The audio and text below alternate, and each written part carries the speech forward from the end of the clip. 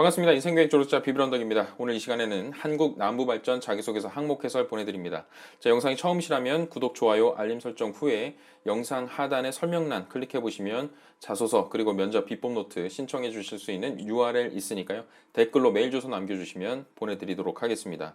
이후부터 설명드리는 모든 자료는 합격약국 웹사이트 www.pespam.co.kr 게시판에 다운로드 받으실 수 있도록 준비해 뒀으니까요. 참고해 주시고 자소서 진단이나 첨삭을 원하시는 분들께서도 합격약국 웹사이트에서 신청해 주시면 제가 직접 진행하고 있다는 점 참고 부탁드립니다. 자, 일단 본격적인 문항 해설에 앞서서 한국남부발전의 자소서 문항에 대한 저의 전반적인 느낌과 여러분들께서 주의사항으로 좀 아셨으면 좋겠는 부분을 먼저 말씀드릴게요.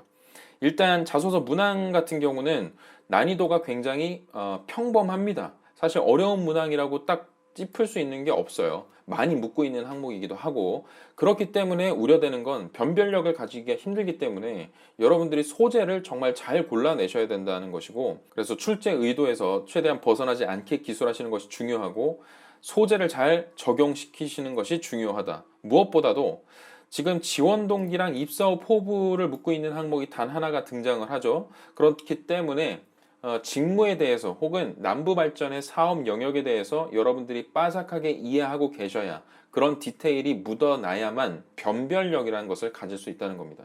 그래서 이런 점들을 아시려면 당연히 이 직무가 뭐 하는 직무인지 뚜렷하게 이해하고 넘어가시는 게 첫 번째겠죠. 그래서 다음과 같은 소스를 여러분들께서 반드시 한 번쯤은 정독해 보시기를, 탐독해 보시기를 권장드립니다. 첫 번째로 직무 설명서죠. 필요 지식이나 기술, 태도에 대해서 여러분들이 잘 이해하실 수 있기 때문에 필수적으로 보셔야 되는 거고, 두 번째로는 신년사 한 번쯤 보실 필요가 있습니다. 중점 사업 영역, 그리고 단기 목표 과제, 그리고 임직원들의 공유되어야만 하는 핵심 가치 등에 대해서 강조하고 있는 것이 신년사, 그것에 대한 요약 자료라고 할 수 있기 때문에 반드시 보실 필요가 있고, 올해 신년사에서 강조되고 있는 네 가지를 뽑자면 비즈니스 트랜지션에 전사적인 역량을 집중해서 새로운 성장 엔진을 발굴하자, 디지털 혁신을 통해서 우리 본업의 가치를 올리자, 경제 활성화에 기여하고 공정문화를 구축하여 보다 나은 포용 성장 환경을 구축하자, 마지막으로 환경 변화에 맞게 경영 인프라를 개선하고 직원들이 자긍심을 갖고 노사가 상생하는 문화를 구축해가자, 이렇게 강조를 하고 있었습니다.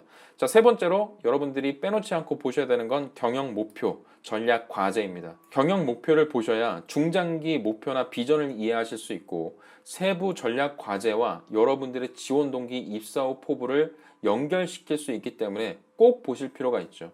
그래서 그냥 경영 목표 큰 키워드 4가지만 가져와 보면 회사 규모 2배 성장, 전략 품질 글로벌 1위, 포용 성장 기여 3.2조, 미래 역량 글로벌 최고 수준, 이것들을 달성해내는 것이 단기, 중기, 장기에 걸친 이들의 과제입니다. 그럼 여러분들 입장에서 지원 동기나 입사 후 포부를 이야기를 하실 때 이런 것들을 해낼 것이다, 이런 것들을 할 수 있다, 이런 걸 잘하기 위해 지원한 거다라고 이야기를 하셔야겠죠. 그러기 위해서 다시금 이 세 가지를 이해하고 넘어가셔야 된다는 이야기를 강조를 좀 드리고 싶었습니다. 자, 그러면 첫 번째 항목 볼게요. 첫 번째 항목은 지원 직무에 대한 지원 동기, 그리고 해당 직무를 수행하기 위해 어떤 준비를 해왔는지 가이드에 따라서, 항목에 따라서 작성해 달라고 요구를 하고 있습니다. 첫 번째로 1-1로 나온 것이 이 직무에 관심을 갖게 된 계기, 그리고 한국나무발전에서 해당 직무를 하고자 하는 이유, 이것을 물어보고 있죠. 방법이 저는 3가지 정도 작성법이 존재한다라고 봅니다. 그래서 여러분들께 제안을 드리자면 첫 번째, 이런 방법도 나올 수 있어요. 직무와 관련해서 직간접 경험이 있으신 분들, 직간접 경험이 내가 만약에 있다라고 한다면 고민 없이 쓰시고 해당 직무에 대한 비전, 공감, 발견, 확신, 기대 등이 생겨났습니다, 그래서 지원합니다 라고 써나가시면 됩니다. 그래서 예를 들어 작성법이라고 한다면 저는 해당 직무 내에서 어떤 역할을 담당, 견인, 발전, 성장, 동참, 동행, 수행하고 싶어서 지원합니다. 저는 언젠가 어떤 경험을 통해 이 직무에 대한 관심을 키워왔습니다. 특히 한국남부발전의 사업 영역 중 어떤 분야는 저에게 있어 어떠한 기회라고 확신합니다.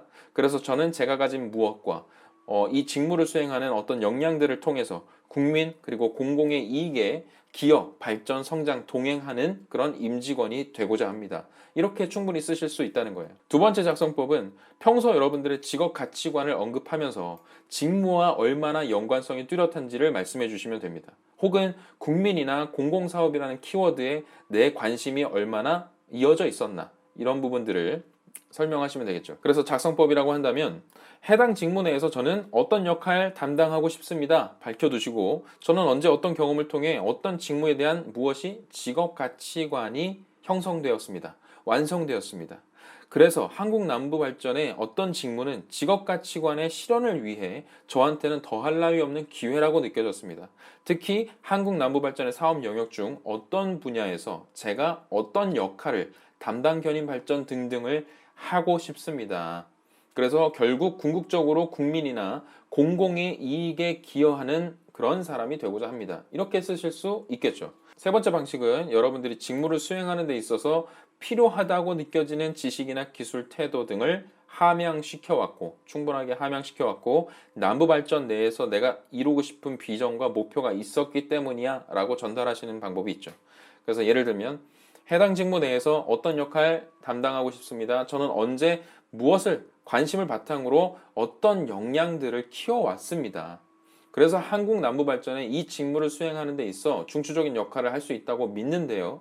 특히 한국 남부 발전의 사업 영역 중 어떤 분야에서 어떤 역할을 잘 해낼 수 있다고, 수행해낼 수 있다고 믿습니다. 국민, 공공의 이익에 기여하는 사람이 되고자 합니다. 이렇게 끝맺으실 수도 있죠. 그래서 역량을 강조하든지 관심을 드러내든지 직업 가치관과 연결시키든지 그런 방법들이 좀 있을 것 같고, 두 번째로 묻고 있는 건 지원 직무를 수행하기 위해 준비한 과정과 경험을 작성해달라. 그래서 해당 경험을 통해 준비한 역량을 입사 후에 어떻게 향상시킬 것인지를 작성해달라는 게 이 항목입니다.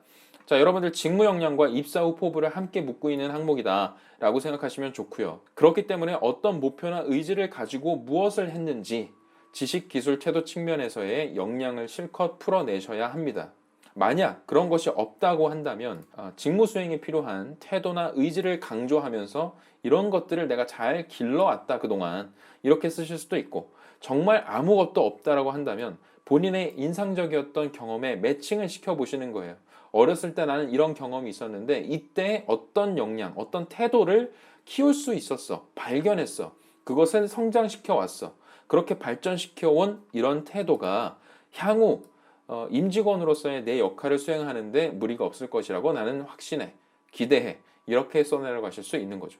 그래서 1-2번을 작성하실 때 여러분들께서 욕심껏 드러내시고 싶은 게 많겠지만 너무 많은 것들을 나열한다는 생각보다는 뚜렷한 목표나 과정을 중심으로 쓰셨으면 좋겠습니다. 그래야 마지막 문장에 와야 하는 비전이나 포부, 이런 것들과 매끄럽게 연결될 수 있겠죠. 그래서 단순히 입사 후 포부를 밝힌다 라는 것보다는 지금 지문에서, 가이드에서 묻고 있듯이 어떻게 앞으로 향상시킬 것인지에 대한 계획을 묻고 있는 그런 지문이 나와 있기 때문에 성장 로드맵을 그려나간다는 생각으로 마지막 문단을 작성하셔야 돼요. 이거는 당연히 구체적일수록 좋습니다.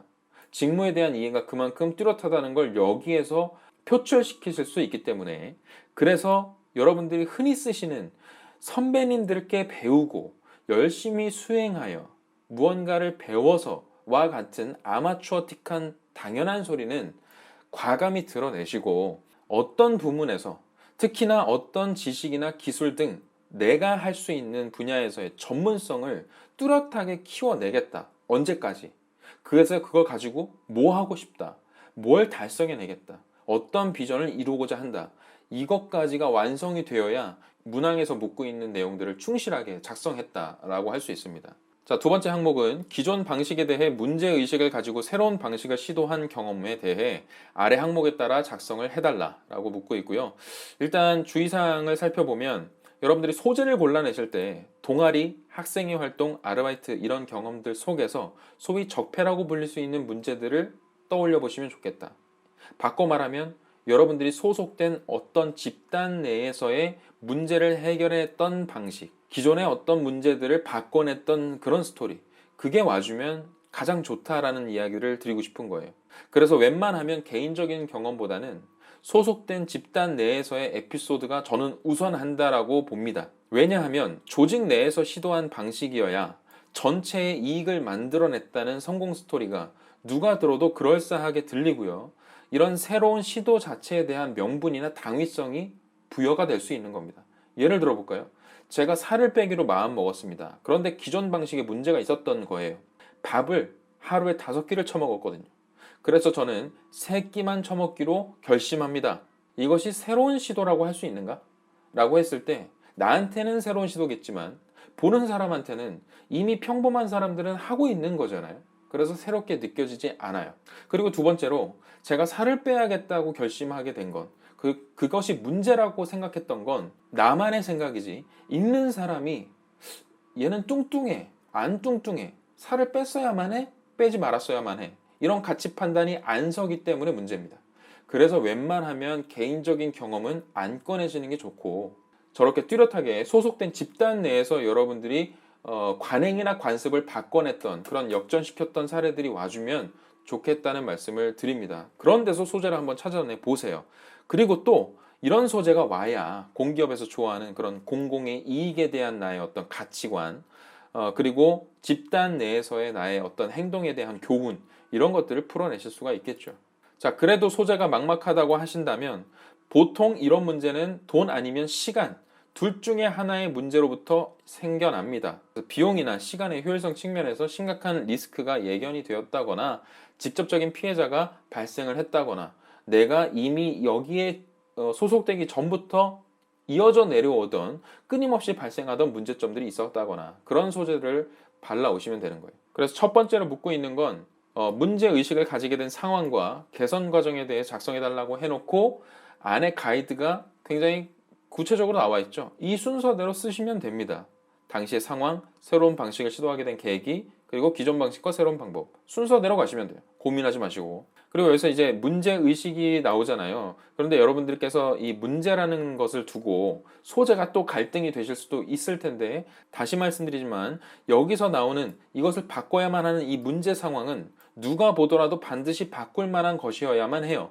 왜냐? 읽는 사람을 설득하지 못하면 곤란하기 때문이죠. 그렇기 때문에 제가 권장드리는 건 기존의 방식에 가진 한계나 문제점들을 읽는 사람이 충분히 납득이 되도록, 설득이 되도록 충분히 풀어내 주실 필요성이 있습니다. 어떤 조직에서 어떤 목표를 가지고 어떤 특성의 사람들과 일할 때의 일인데, 특히나 나의 역할은 무엇이었죠.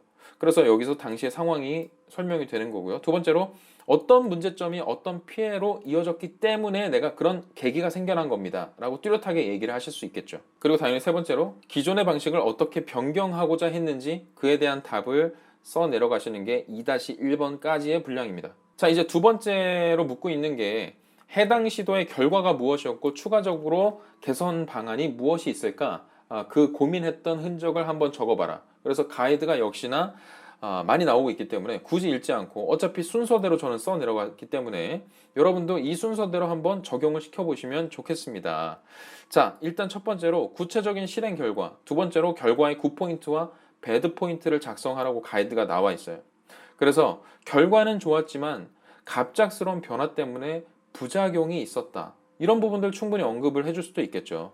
그리고 과감히 포기해야 했던 기존 방식에 대한 아쉬움도 물론 남아 있었다, 이런 것들을 배드 포인트로 이야기를 하실 수도 있습니다. 예를 들어서 관행이나 관습도 없앴지만 일부 살아 있었으면 좋을 법한 그런 전통이라는 것들도 함께 사라졌기 때문에 아쉬움이 많았다, 좀 욕을 먹었다, 나쁜 평가를 받았다, 단기적으로는 부정적인 평가를 들을 수밖에 없었다, 이런 것들이 배드 포인트로 충분히 나올 수 있다는 것이고, 그리고 새로운 시도를 했을 때의 주변 반응 및 평가를 작성하라고 합니다. 그래서 적은 기간 중에 불만의 목소리도 있었습니다. 자, 그런데 저는 이미 바꿔내고 난 이후에도 그런 불만의 목소리가 있었기 때문에 추가적인 액션을 취했고 결과적으로 긍정적인 피드백을 서서히 이끌어내는 그런 결론점까지 오게 되었습니다. 이렇게 해서 가실 수 있다는 거죠. 그래서 예문으로 낯선 시도에 대해서 초기에는 불만을 토로하는 목소리가 높았지만 행사의 취지를 추가적으로 설명하고 참석을 설득하는 과정에서 점차 공감을 이끌어낼 수 있었습니다. 이런 식으로 기술할 수 있어요, 충분히. 자, 끝으로 향후 유사 상황 시 개선 방안에 대해서 작성을 해야겠죠. 이 부분 고민하지 마시고 여러분들께서 배드 포인트라고 적어두셨던 부분에 대한 고찰, 인사이트, 교훈, 그래서 반성을 거쳐 난 무엇을 앞으로 어떻게 해야겠다. 요거 쓰시면 됩니다.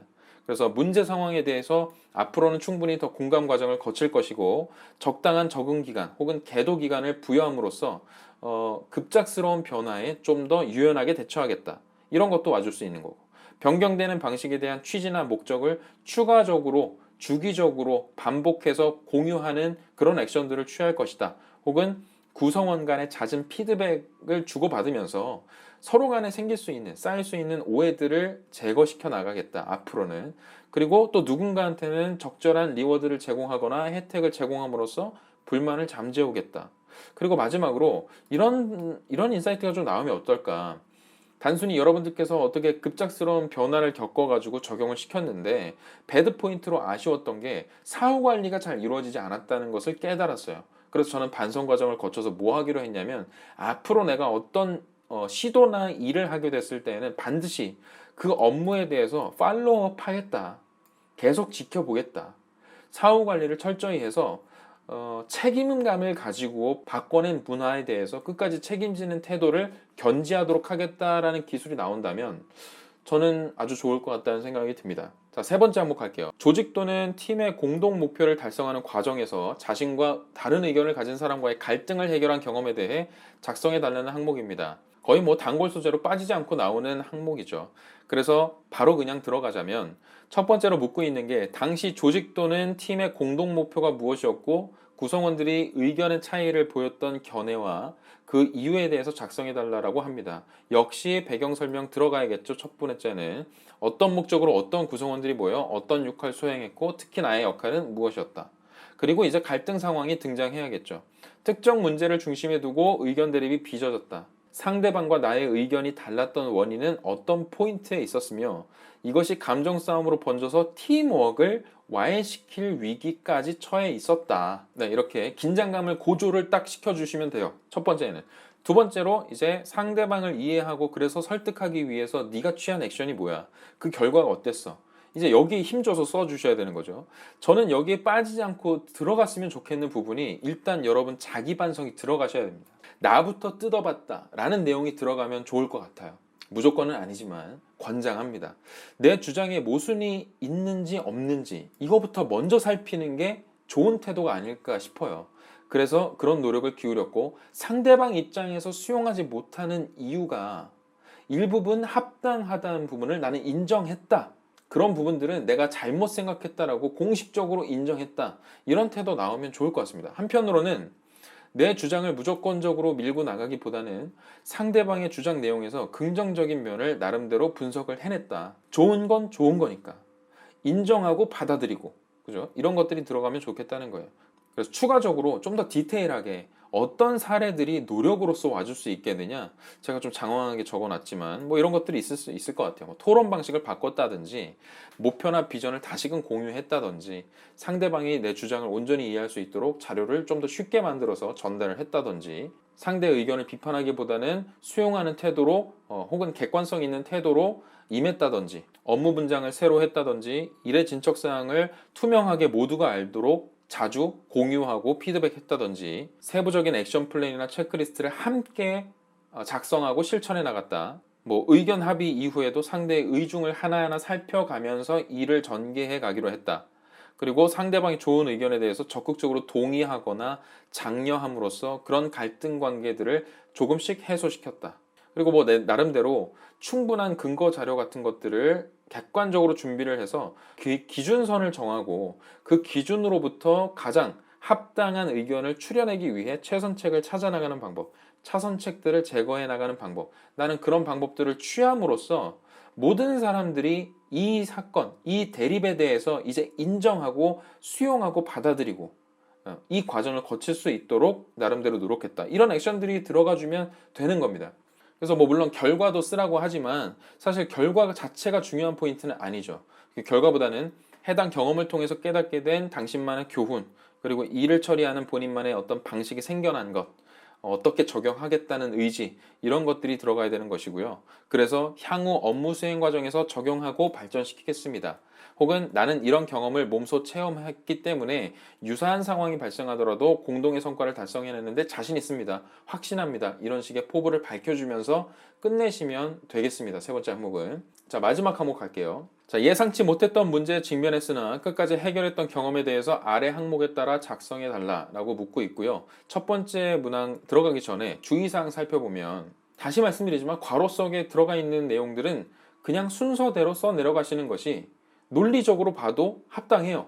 그러니까 괜히 순서를 뒤집을 필요가 없고, 두 번째로 예상치 못한 문제에 직면했던 상황이 도대체 뭐냐, 여기에 대해서 여러분들 소재 잘 골라내셔야 됩니다. 적어도 제가 판단하기로는 이미 발생한 사고여야만 해요. 그래야 뒤에 해결도 할 수 있는 거니까. 이미 발생한 사고 또는 실수를 떠올려 보셔야 되는 것이고, 어쩌면 벌어질 수도 있는 상황에 대한 대비, 예방, 갈등의 문제가 이 소재로 와서는 안 됩니다. 왜? 인과관계가 뚜렷한 명확한 소재여야만 뒤에 해결 과정도 나올 수 있는 것이고, 재발 방지에 대해서 풀어나갈 수도 있는 거예요. 아직 일어나지 않은 사건에 대해 내가 노력을 기울여서 좋은 성과로 끌어갔다는 건 재발 방지 측면에서 이야기하기에는 조금 무리가 있다는 판단이 좀 들어요. 그렇기 때문에 이미 발생한 사고나 실수에 대해서 또 확실하게 인정하고, 잘못된 점으로부터 나는 교훈을 얻어 다음부터 그러지 말아야지, 재발 방지를 위해서 확실하게 내가 깨달은 점이 있어, 이런 주장이 와줘야 괜찮은 작성이 될 것 같아요. 자, 그래서 4-1번이 뭘 묻고 있느냐, 언제 어떻게 발생한 상황이며 어떤 문제를 겪었는지 작성을 해달라.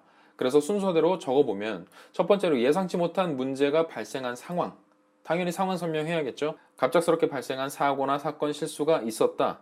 그 문제의 원인은 무엇이었다, 이 기술이 나와야 되는데, 웬만하면 여러분들 나름대로 그냥 이렇게 판단했다, 그렇다고 생각했다, 이 문제의 원인은 무엇이라고 생각했습니다 라고 쓰시면 조금은 무책임하게 보일 수도 있어요.